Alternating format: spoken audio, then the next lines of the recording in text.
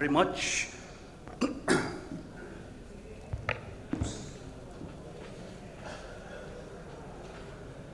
Shyam sir, are you here? I don't think he's here. I would have been scared to moderate the last panel discussion. As a petrol head, I think it was a free technical masterclass by Professor Ramasubramanian. Thank you very much, sir. I mean, it's like I said, it was such a wonderful and engaging discussion. I think the bar has been set really, really high. And I do hope I can do some justice, considering this is the last session. And obviously everybody has a flight to catch, everybody wants to go home. So I'm going to try and keep it as interactive and informal as possible, right? At any point in time, if anybody wants to ask a question, please be happy, I'd be happy to take them. Just raise your hand and we can do it. So this is an interesting topic, right? All throughout the day we've spoken about commercial vehicles. And we now want to talk about off-highway equipment, off-highway vehicles. Now largely, when we talk about off-highway, we're looking at construction equipment, you've got agricultural equipment, and there are multiple trends driving these equipment, right? Largely, I'm going to talk about 4 areas, right? I'm going to discuss that with you. The first one is everything related to sustainability, right? Long-term sustainability driven by regulations, for example. Emission regulations, last panel we heard about, and even the previous panel to that, we spoke about BS7. When is BS7 going to come? Euro 7, when is it going to come? Similarly for off-highway, we talk about TREM 5, right? I don't know, I think right now it's April 2026 by when we expect TREM 5 to be implemented in some form. So how will regulations drive that market? Sorry. All right, ladies and gentlemen, we have with us Mr. Animesh Agarwal, who has just joined us, the founder and CEO of Tractor Junction. Can we have a big round of applause for Mr. Animesh Agarwal? Yes, sir, please.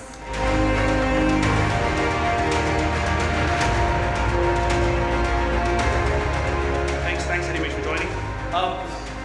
Like I said, the first pillar, or let's say the first point, everything related to sustainability, right? Second one, new business models, right? Today we are already talking about moving away from your traditional purchase and ownership, right? We are talking about short-term rentals, leasing, subscription models. I mean, who would have thought subscription models are going to be active and become relevant in the agriculture and construction equipment space, right? We've all seen that in two-wheelers, passenger vehicles, and so on. So that's the second point I want to talk about, is subscription and, new business models, right? The third one, technology, right?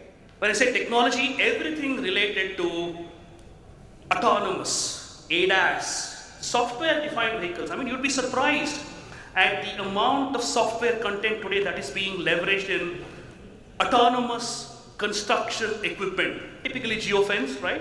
But the amount of investment that's happening there is stupendous, right? So that's the third point, everything related to technology.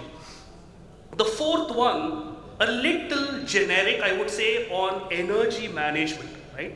How do we see energy management going forward? It could be a combination of, let's say, powertrain, looking at LNG, CNG, we spoke about that in the last session, electric as well, but more importantly from an OEM perspective, from a fleet operator's perspective, how is energy management going to evolve over a period of time?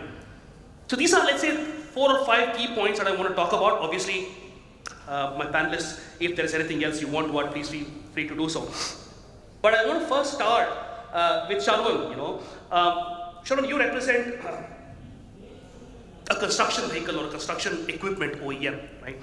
Now, one of the key areas that we have seen around the 4 pillars or the 4 topics I spoke about is how today construction equipment is being seen, let's say, manufactured, leveraged, used, and may be in many, many cases the second life applications as well. So from a construction equipment industry OEM, how do you see this market evolving from, let's say, the 4 pillars I spoke about, which is sustainability, technology, new business models, and most importantly, energy management? What are your thoughts there? Opening remarks. So thanks for the question. I represent Hyundai construction equipment. We make in India excavators, bigger from small to bigger class excavators and wheel loaders in India. Like any other industry or commercial vehicle or passenger car, so there are, from we call it from acquisition to disposal. So from acquisition to disposal, what are the different? We are present, and the manufacturer in this segment, they are present at every kind of stage, from acquisition, deployment, maybe using different kind of technology like rental, leasing. So all the facets of business are there in this industry, though not at the scale where how the passenger car or commercial vehicles are there, but then the technology adoption in this sector is very quick. We are using all the remote management system, global positioning system, fuel monitoring system. So because these machines are used at very remote remote places, and it is actually the necessity of the customer and the compulsion that we use the latest kind of technology so that we keep monitoring the health of equipment.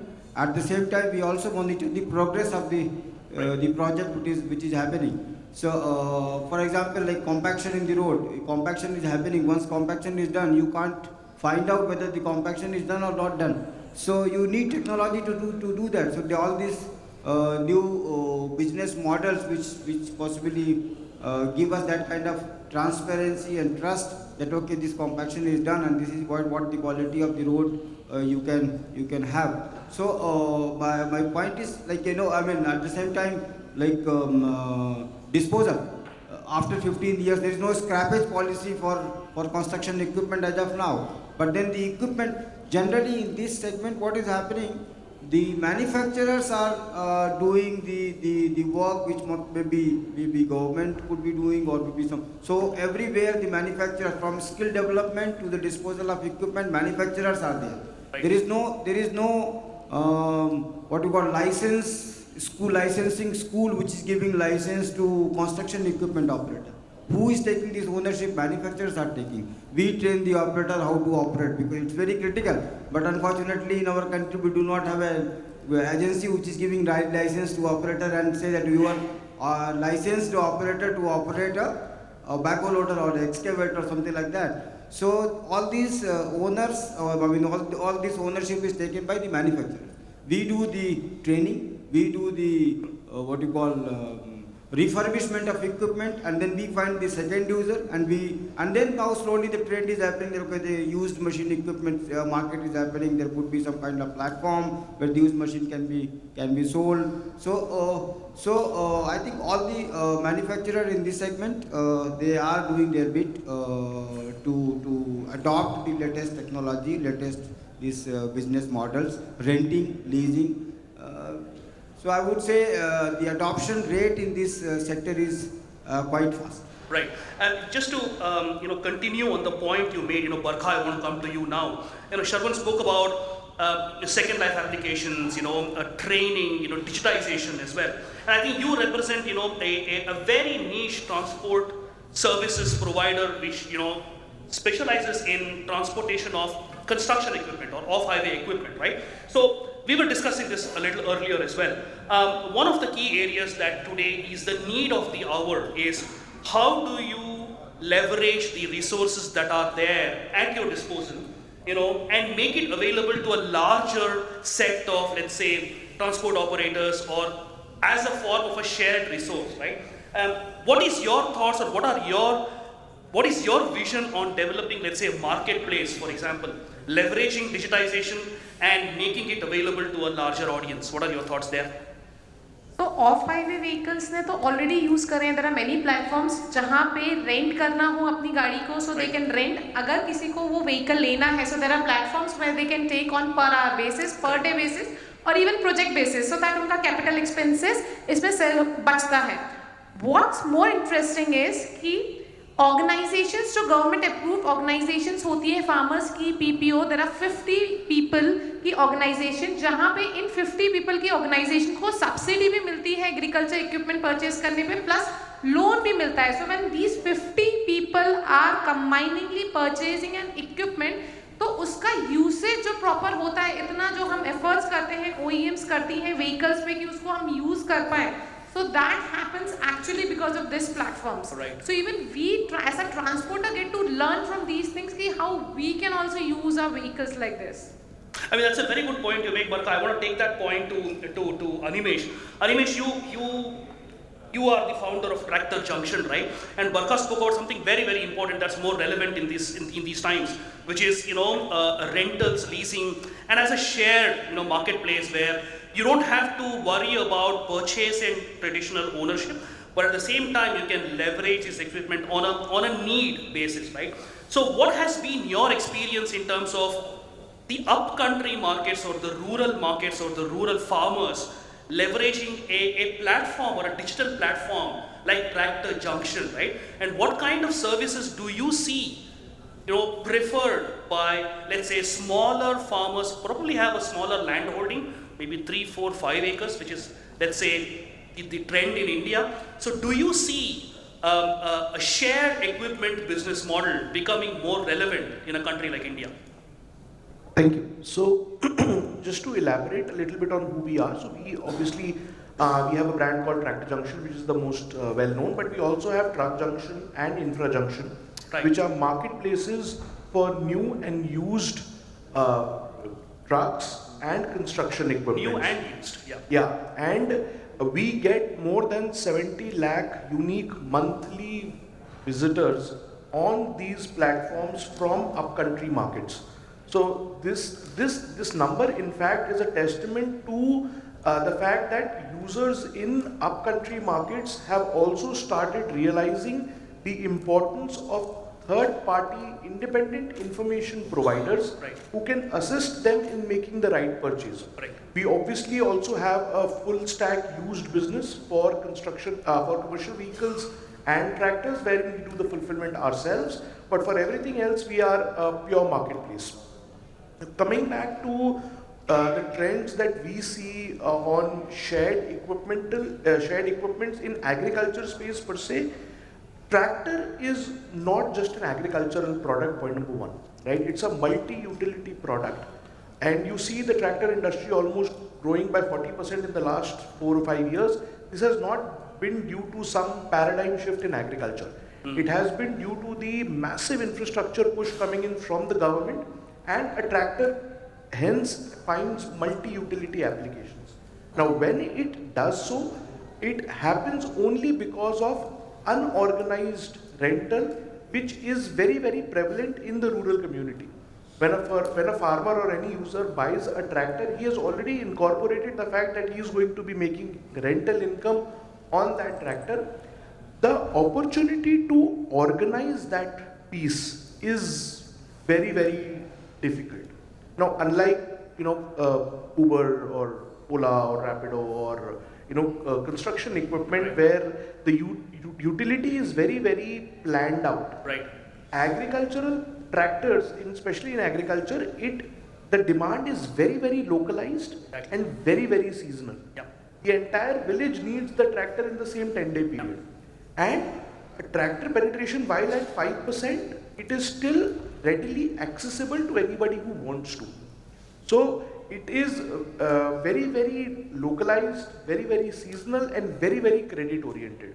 Because of these three reasons, the opportunity to organize it at scale is very, very limited. I think as players, we as digital marketplaces, we provide in facilitating the interaction between the buyer and the seller, or the people who want to rent it out and the person who wants to rent it out. But getting into what some of the urban players in passenger cars and construction equipments, that opportunity is limited. That's a very good point to make. So just to continue on that, so clearly what you said is very, very right. The demand for tractors or any agricultural equipment in India is seasonal, right? So that means there are peaks, Yeah. of demand. So how do you manage that? Obviously there will be a time, like you rightly said, everybody wants a tractor at the same time. So how do you manage equipment and resources accordingly? So we being a digital marketplace, our peaks come usually like a month before the utilization peak. Because if you want a tractor in say June, you would want to get information and the transaction would happen slightly in a trumped out manner, whether it is some bit of it happens it in May, some bit of it in June.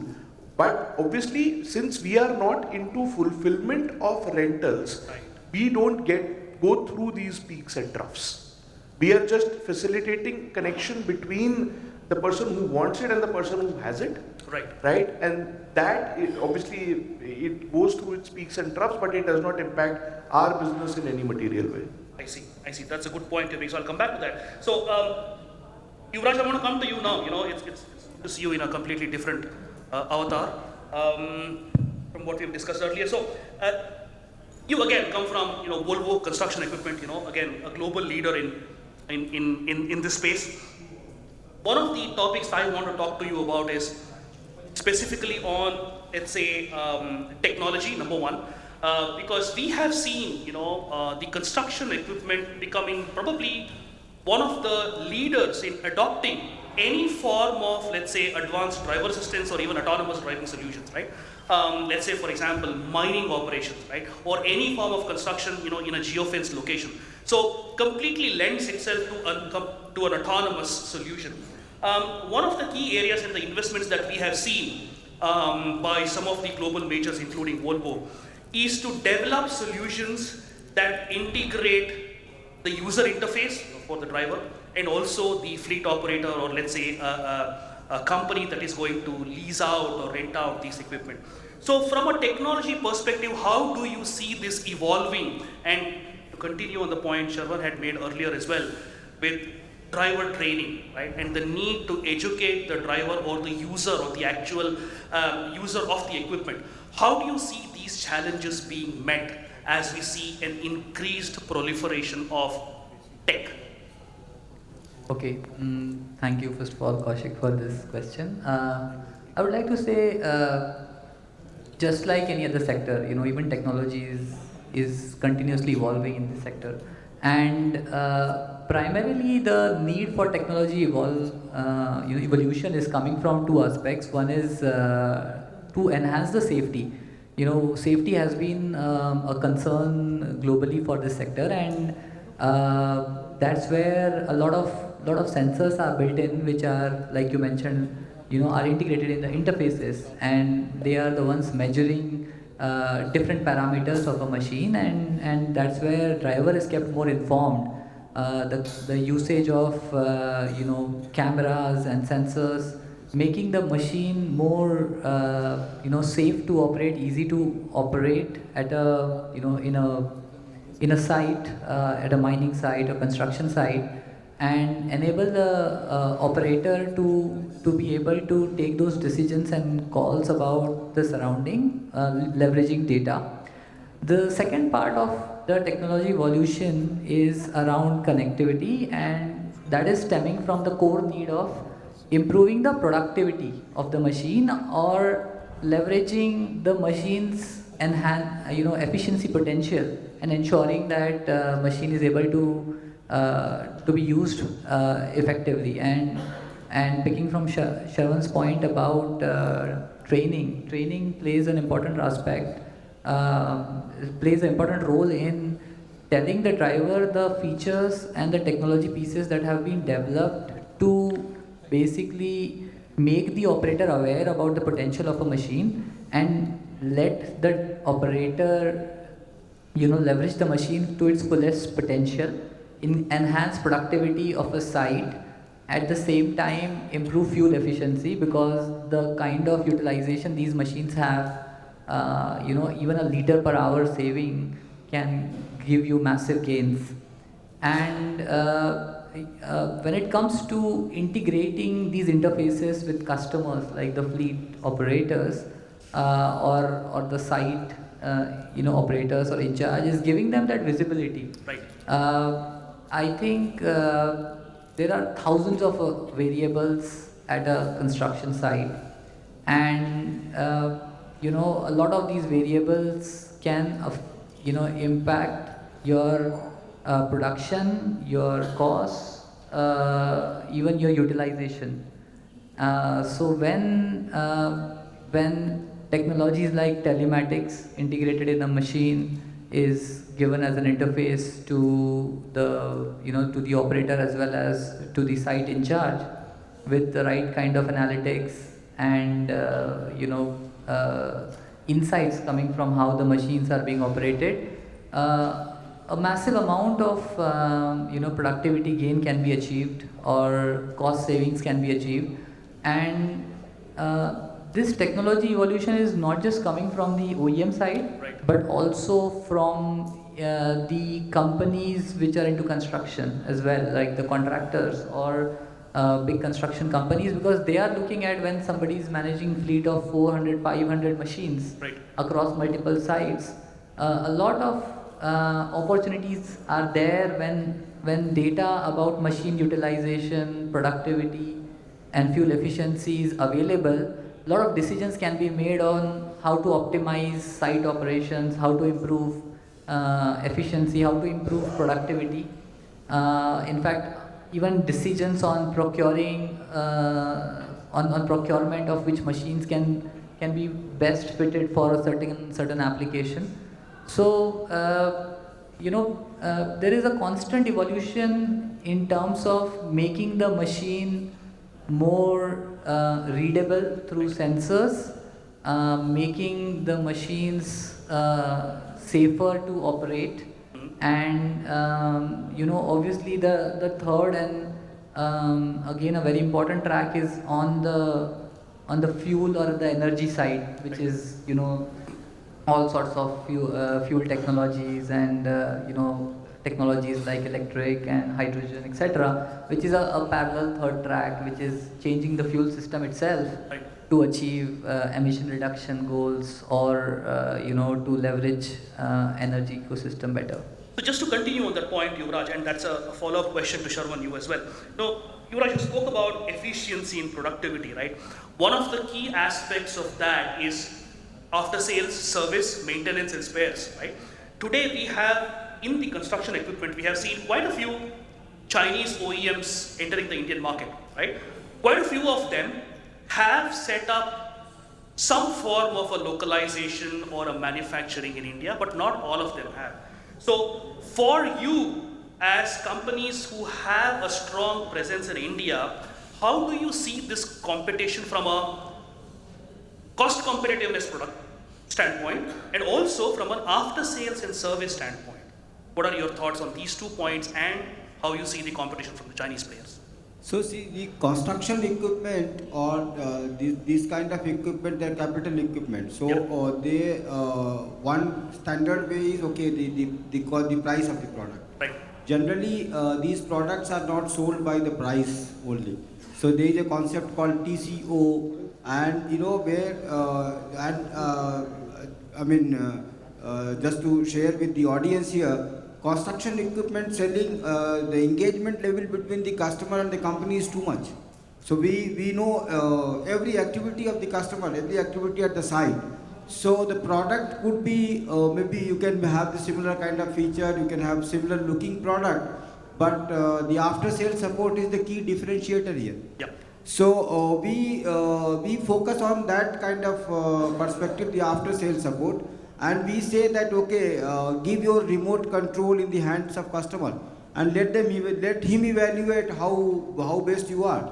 So we try to put a lot of digital efforts, a lot of technology to ensure that we offer what customer wants. Right. So we monitor our equipment wise response time, restoration time, the component wise life, what kind of what kind of life this component will give, and what is the cost per hour, cost per month, so that he has the predictability of his maintenance. If he has the predictability, he has a tender, he has a work order to execute, then he will know he has the predictability of his revenue and expenses and profitability and all. So we try to help our customers to create that kind of predictable solutions so that they can trust on us and we have long-term kind of contract with them. Yuvraj, on predictable solutions, I think that's a very, very important point Sharman makes. So anything from a TCO, I think today we are already talking about TVO, which is total value of ownership, right? So end-to-end product lifecycle ownership, service, maintenance, and maybe even second life as well. So your thoughts on predictability of the equipment, the usage, maintenance, and so on. Where do you see?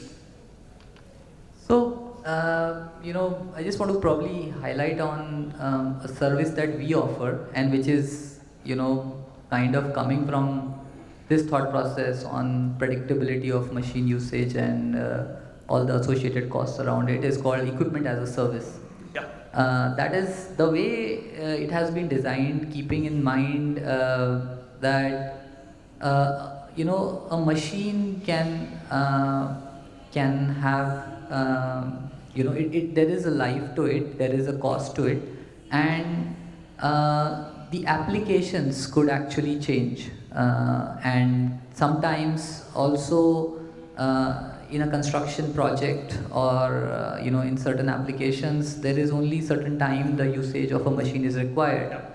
So when it comes to somebody investing in a machine, right, the way some of these organizations look at it, okay, what is the usage I will do with this machine, and obviously after the end of that usage, selling it back into the market.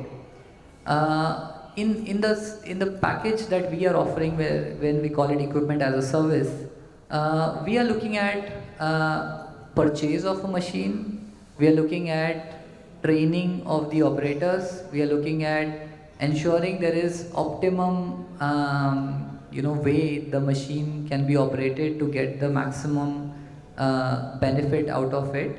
At the same time, ensuring it is timely maintained so that the cost of maintenance and the cost of operations is minimized, and the last piece being availability or ensuring uptime of the machine so that the intended use of the machine is the application doesn't have to suffer because of any downtime or failure.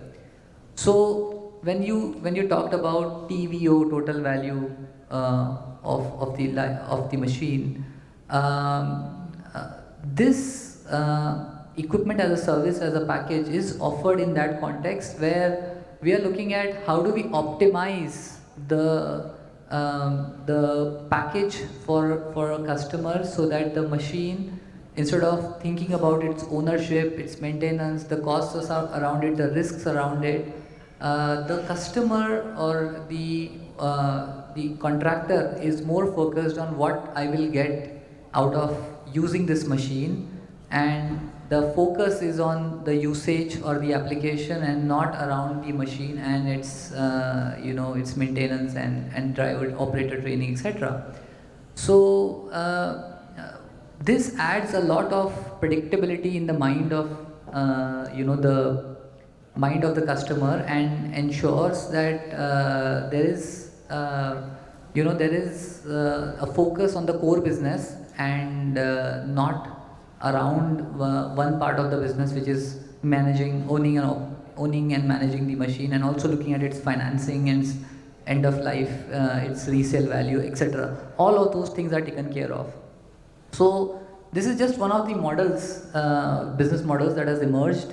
We believe that this model, just like how it has disrupted, in different sectors like mobility, where you have mobility as a service, we believe that this model will also support the growth, scale up, as well as optimize how a machine ownership can be considered in our sector.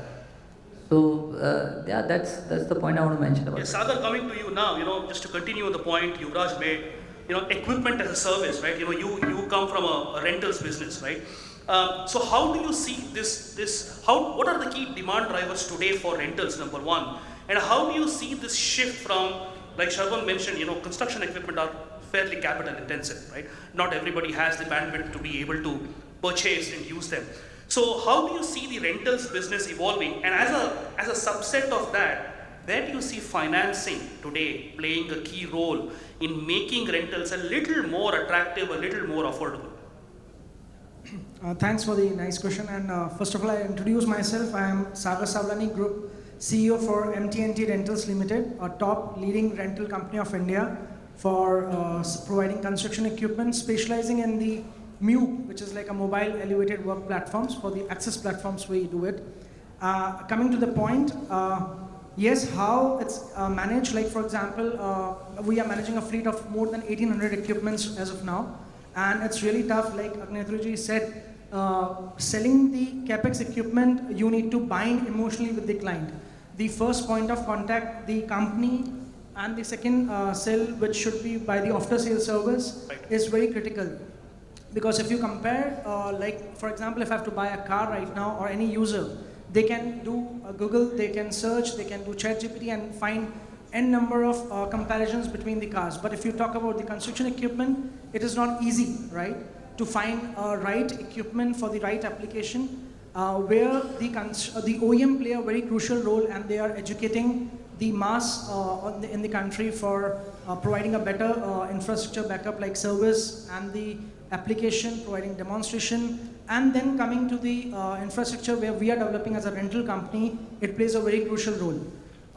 For the CapEx intensive market, it's not easy for any user to purchase, because these equipments may vary from 20 lakhs to 5 crores and more than that also. It's not easy for any small time or mid-time contractor to buy the equipment and use this equipment on their project for a short term.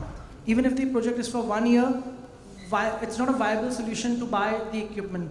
There we play a very leading role in providing the rental fleet, which is like a very minimized cost.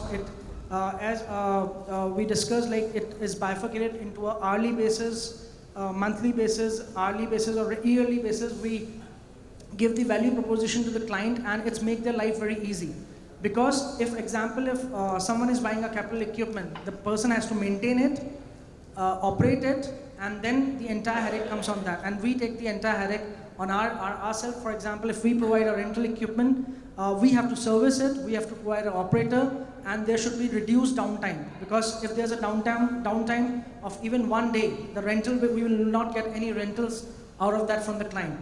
So we ensure that our equipments are healthy, through which we get the support from the OEM, like keeping the fast-moving spare parts, maintaining the telematics in the equipments. Like for example, we really we have gone deep down to maintain all our equipments with the telematics, because these days the site is very remote, and you cannot just go. It's not viable to go to the site, repair the things, and it will take more than 4 or 5 days to do the entire mechanics, right? But if you have a telematics into your machine, it gives you the entire feasibility where you can sit on a laptop and just access the machine from the remote location and tell the operator or the service technician to which shows some errors, right? And the errors have some codings, which can be easily can be done from the remote location. So this is how we are managing. And yes, how the market is booming, I can just say in the other sector there can be a growth of 1 digit, 2 digit, but in the industry we are sitting, we are facing the growth of 3 digits. Fantastic. Yeah. Who else is part of our industry that has a 3-digit growth? Yeah, so to be very honest, it's all published. It's not the data which I am telling you. The amount of import, because lots of manufacturers right now are not in India. It's not, slowly we are coming for Make in India initiative, but I will say more than 98% it's all outside. It's like all imported. So import data is available. The year-on-year growth, which the machine is getting imported, is like 220%. So, Sagar, you made some very, very interesting points. So, you take the ownership of acquiring, or let's say purchasing the vehicle. That's on your books, right? So, tell me the financing angle, because you spoke about telematics as well. Today, every finance company, especially in the new energy space, whether it is electric vehicles or whatever you call it, they want to know how the assets are being utilized, right? Through data, through telematics, through devices, and so on. So, do you see financiers in your space emphasizing the need to have some form of an IoT or telematics device in order for them to gain visibility on how assets are utilized?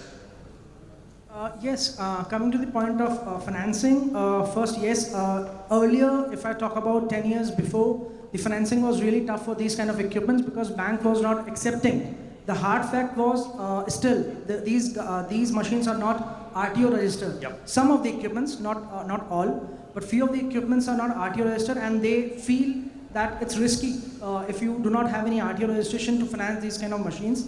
But now all the NBFCs and the leading bank are into this kind of business where they are supporting, and the life is very easy to do the financing of these construction equipments. So if I compare from previous few years, now it's very easy, and coming in next few years it will be like right now it takes maybe around 2 days for financing. Maybe coming down in some time it will be take minutes to finance this kind of equipments also. So yes, even the banks are understanding this kind of business because it's a volume business. Right. If you buy a car, it will be ranging in say 10 lakhs to 50 lakhs or even 1 CR. But like these equipments always range from the 50 lakhs to 5 crores. So this is a major chunk of business which the banks are really looking for that now. And how this can be managed? So we do the GPS tracker also. So that's how the bank also feel that it's not risky. When the construction equipment can be thefted or like pilferage can happen, but the telematics is playing a very, very crucial role to maintain these equipments and reduce the downtime. Earlier we were having, if we see as a rental company, when we calculate the downtime of the machines, so every day there's lakhs of losses, right? But now we do the preventive maintenance with the help of telematics and IoT, which has really helped us to reduce from lakhs to thousands now. Barkha, coming to you, just to touch upon and continue the point Sagar made on asset utilization, right? From a rentals business or a new business model perspective, there is obviously an increased asset utilization because it is not owned by one party or one player. So as a consequence, is it right, for us to assume that you as a specialist transporter of equipment, construction equipment, there is an increased asset utilization for you as well because of the rental business picking up? Does it also mean the transportation of construction equipment from point to point is also increasing? What are your thoughts on asset utilization from a transportation perspective? No, I won't agree on that. That transportation mostly they can transport themselves. Now those vehicles are not like new vehicles gets transported, Right. but used vehicles so can be transported on the road instead of on vehicles. I see. Okay. So definitely there is no transportation scope, but equally construction have many machines which they use, which are very costly, as he mentioned, like more than 5 crores, which definitely they give rentals to each other basis for their different projects, especially for the bridges and all, the sea bridges and all which are required. Right. So there definitely, the ODC transportations definitely happens a lot. There is definitely a transportation. That's a good point, Vivek, and I will continue with that point because one of the key challenges today of ODC transportation, over-dimensional cargo transportation, is insurance and coverage, right? Because that's always been a sore point.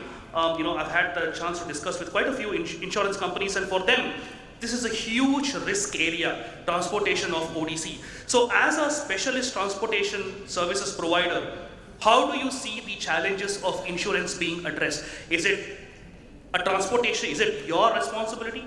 Or is it the fleet operator's responsibility? Or is the equipment manufacturer's responsibility? How do you see the insurance angle playing out here? See, normally when we are transporting, it's OEMs get the vehicles insured when they are getting it transported from us. I see. So first hand is manufacturer's responsibility. In rentals, it depends on the mutual consent that who is willing to take that risk. Typically, who is that? Rental. Rentals we take, the client will never give will never take the insurance headache because that's for the short term precisely. Even for the long term, it's like 1 or 2 years.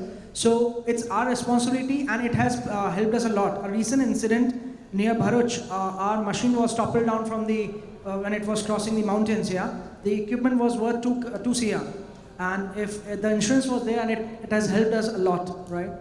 So of course we do insurance as soon as it comes to our yard, and insurance companies are evaluating every year, and it is same like a car evaluation, like the depreciation goes off and then the insurance value, the premium also goes like that. Second incident happened at one of the site where the vehicle caught fire because of the premises have a fire accident, and again we were benefited by that. So insurance is must.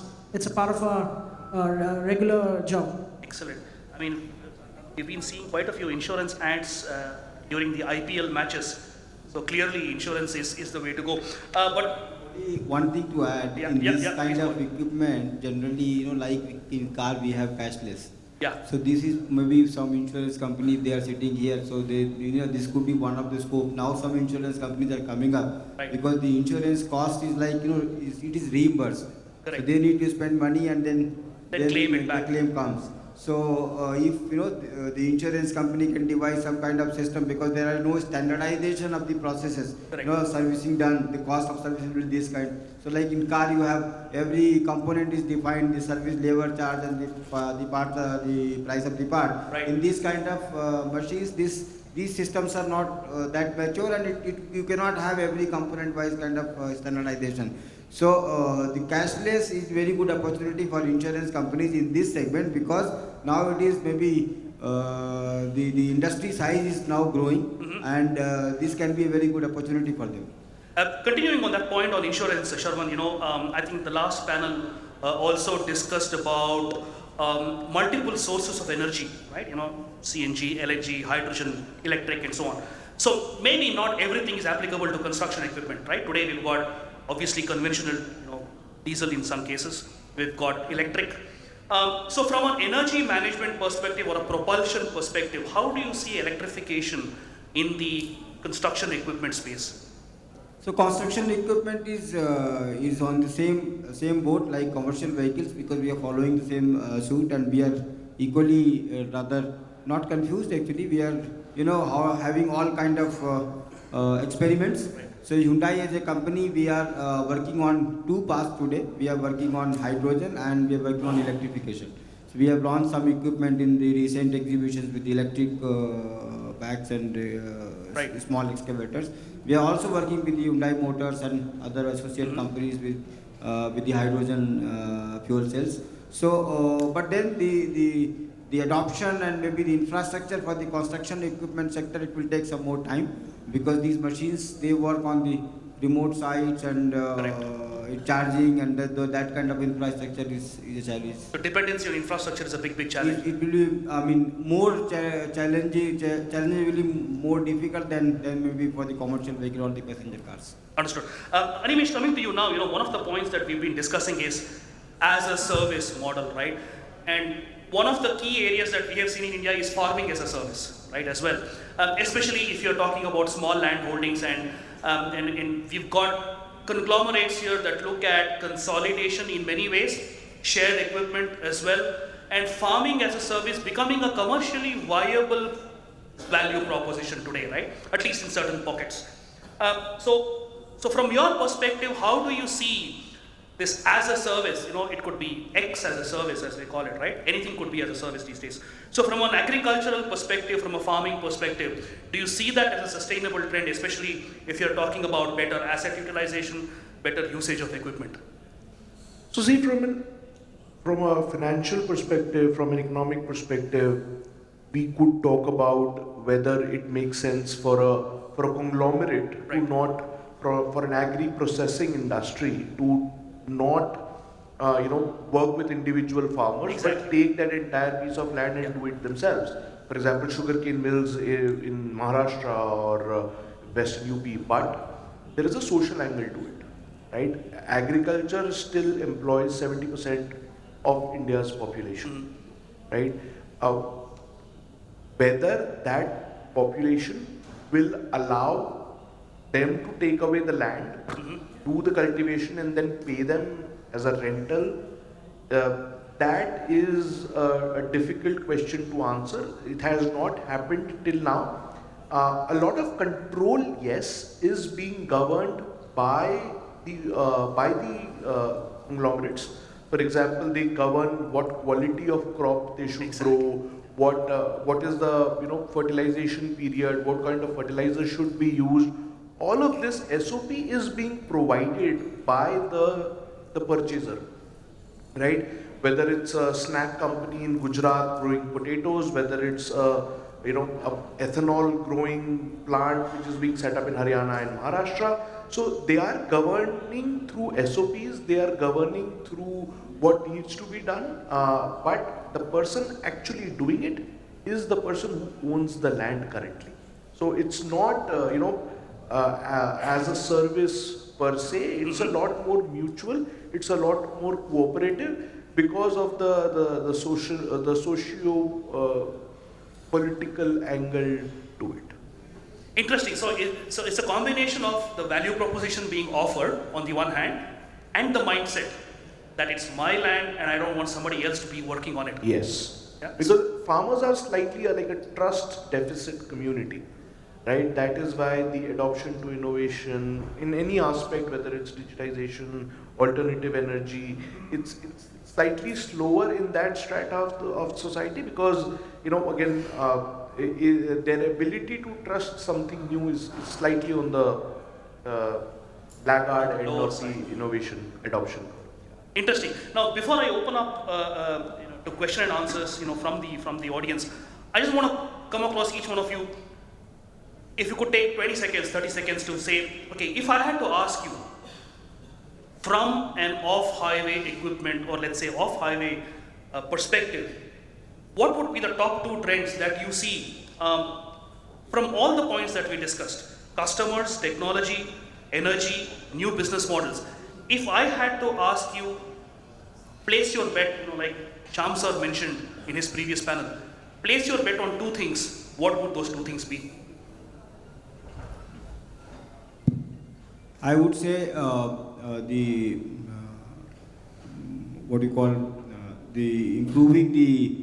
using the technology to improve the reliability of equipment. That is technology adoption, having maybe more predictability of maintenance and the cost. That would be one. And second would be energy efficiency. Whatever we do, because the cost of energy in India is too much, and construction equipment, if I consider the more than 50% of the cost, maintenance cost, total operating cost is diesel. So if we can do something on these 2, we can make our customers profitable. Sagar, your thoughts? Sarvan says technology and energy efficiency, yours? Yeah, so I will bet on sustainability first because world is evolving and we also have a carbon neutral goal, right? So in our fleet, if I talk about, more than 40% is electric now, and towards 2030 we want to be 100% electric, because even the construction sites are not relying on diesel as of now. They want to do it right now, but they are avoiding. For example, we have clients like airports. Earlier, 2-3 years back, still diesel was a source of giving machines, but now in the government tender also, only electric vehicle, construction EV vehicle is allowed That's a to mandate enter now, yeah. That's a mandate now, yeah.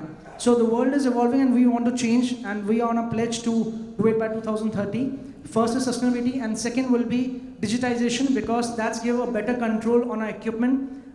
We are improving day by day, and we are getting a better control on our machines, which give a leverage to reduce the downtime, as I mentioned, and also give the confidence on the client that we are better than the another rental company. Right. Barkha, your top 2 things, I know digitization is one of them.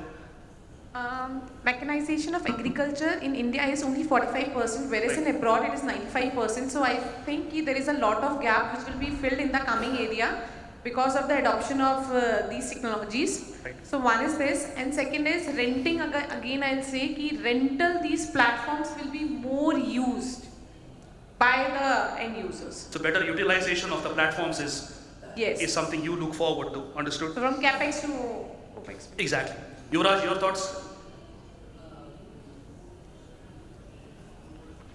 I think a lot of points are already mentioned, and I echo what have come out on digitization, sustainability. I just want to add to something that this space is still very unorganized, and there is a lot of potential in with emerging business models that will organize this space. And I feel the next 5-7 years, there will be rise of a lot of organized ways of doing the same things, a lot of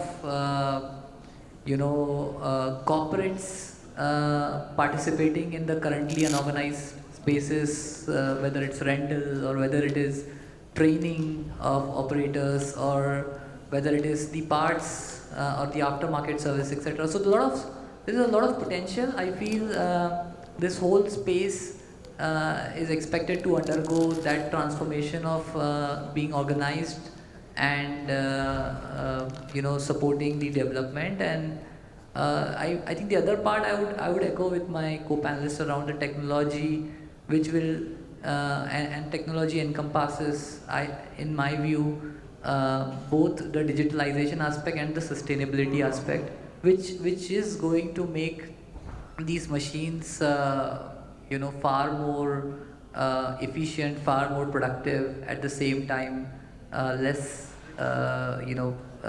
polluting and making them more sustainable. So more from a consolidation and a formalization of the industry, right? That you spoke about the first point.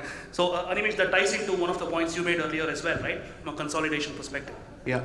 So my money I would bet on one, used vehicles across tractors, trucks, construction equipments. They will become a lot more significant in the next 5 years because they will allow a lot more democratization of access to technology. What Barkha mentioned in terms of farm mechanization becoming from 45% to 95%, a lot of it will have to do with used tractors and machines becoming accessible and that becoming better. Second would be newer financial products coming in to ensure this democratization, because right now there is a huge section of the rural Indian population which is currently not bankable because there is no documentation available for their capability and character. With CIBIL, with a lot more digitization of income becoming into bank accounts, whether it's DBT, whether it's dairy income, farm produce sale, land records being digitized. So for us or any of other banks and NBFCs to be able to assess their paying capabilities will become more transparent, and hence newer financial products would emerge. Excellent point. So before I summarize, any questions from the audience? Anybody would like to ask the panelists any questions? I know this is the last session, but anybody could ask something. No? No one? Okay, so I think some of the underlying points are very, very clear, right? The common thread is technology amongst all of you, and it's very heartening to see that, because today technology in the agricultural or the off-highway equipment space is a big area of investment. Obviously, other areas that you spoke about is of particular interest. Animesh, you mentioned about bankability. I think that's a big challenge. Not only in the off-highway sector, anything that's got to do with rural up-country market in India, right? So that's a huge point there. And obviously, new business models, whether it is rentals, leasing, or anything that leads to better asset utilization in the country, right? That is going to be the key driving factors for this trend. So with that, thank you very much once again, my lovely panelists. I know you've been a very, very patient audience. I would have loved a little more interaction, but nevertheless, please feel free to connect with them. But with that, thank you very much once again, Threefold, and obviously Rohit. Thank you once again.